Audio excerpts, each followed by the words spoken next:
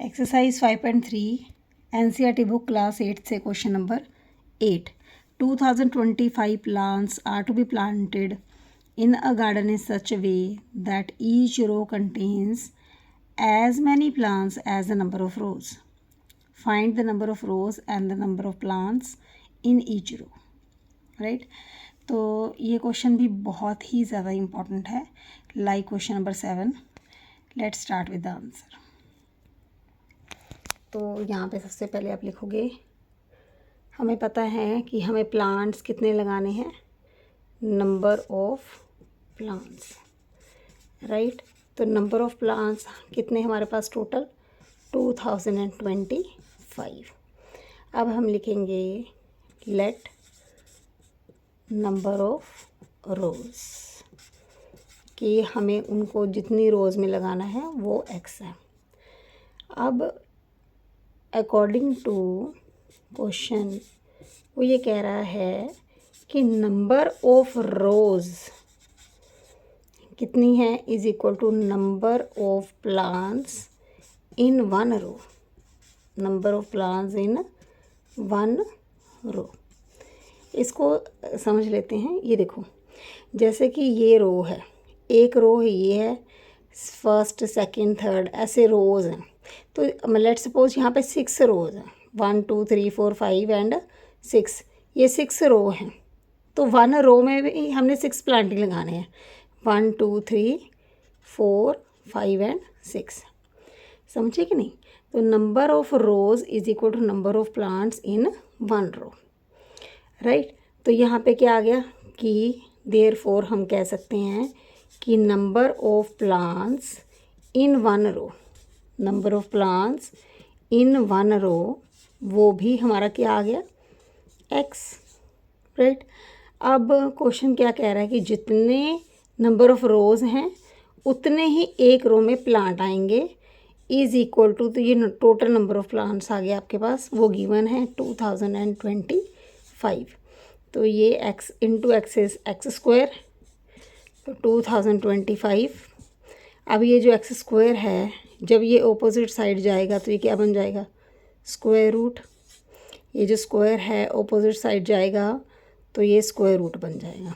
Right तो हमें x की वैल्यू फाइंड आउट करने के लिए 2025 का क्या निकालना पड़ेगा, स्क्वायर रूट.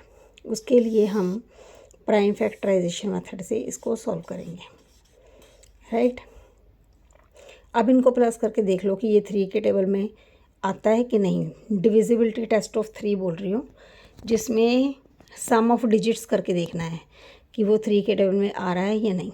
जैसे 5 + 2 = 7, 7 + 2 = 9, तो 9 comes in the table of 3, so that means this is also divisible by 3.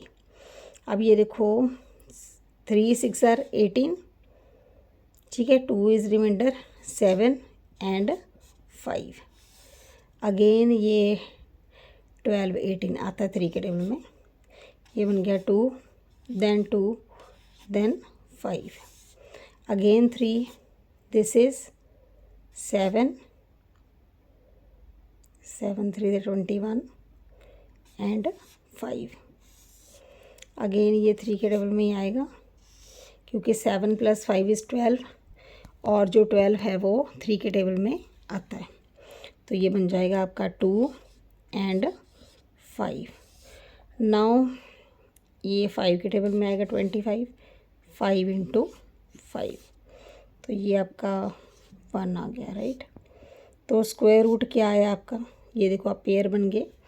तो यहाँ पे आप लिख सकते हो 4 टाइम्स 3 है. राइट तो 4 टाइम्स आपका 3 आ जाएगा एंड 2 टाइम्स 5. राइट तो यहाँ पे पेयरिंग होगी आपकी. तो x की वैल्यू क्या आ गई, 3 × 3 × 5. तो x इज़ इक्वल टू 3 3 = 9, 9 × 5 = 45. तो नंबर ऑफ़ प्लांट्स, ये नंबर ऑफ़ रोज़ जो हैं वो 45 है.